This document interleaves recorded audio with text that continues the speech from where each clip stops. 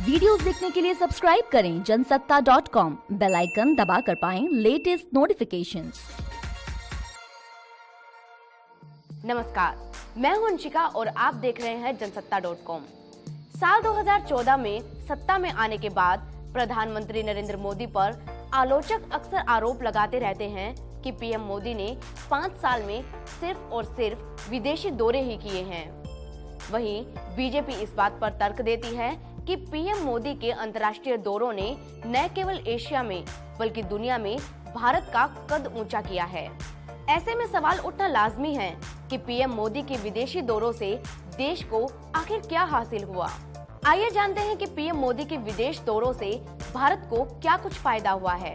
Bloomberg की एक report में विदेश मंत्रालय के आंकड़ों के आधार पर बताया गया है कि मई 2014 में सत्ता में आने के बाद पीएम मोदी ने लगभग 92 विदेशी दौरे किए हैं, जिसमें कुल 57 देशों के दौरे हैं।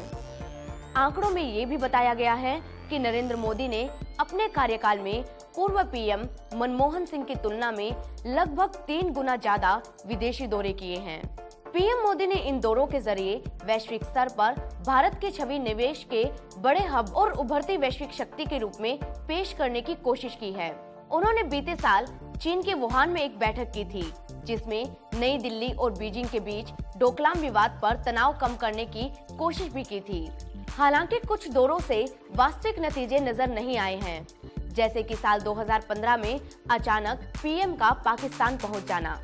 दावा तो ये कहता है कि विदेश मामलों में उनकी कूटनीति बढ़िया रही, जबकि कुछ विश्लेषकों का मानना ये है कि वैश्विक स्तर पर भारत की रैंकिंग में कोई खासा सुधार या बदलाव नहीं आया।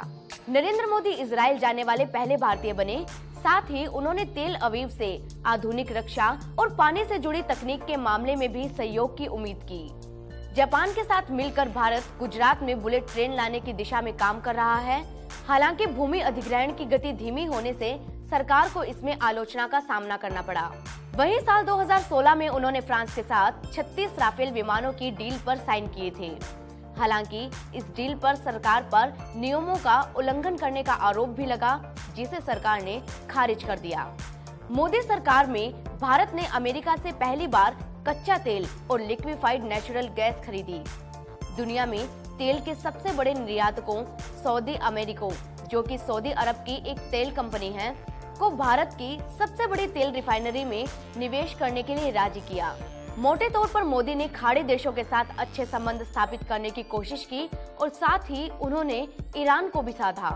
हालांकि विपक्ष ने पीएम की उस कूटनीति की आलोचना की, जिसमें तेहरान पर बढ़ते अमेरिकी दबाव के बाद ईरान से सस्ते दरों पर भारत कच्चा तेल नहीं ले पाया।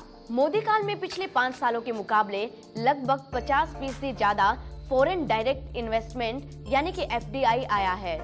दरअसल एफडीआई के तहत मैन्युफैक्चरिंग के जरिए नौकरियां पैदा करने की बात कही गई थी, पर उसी समय में एफडीआई ने सर्विस और कैपिटल इंसेंटिव इंडस्ट्रीज की ओर ध्यान कर लिया था।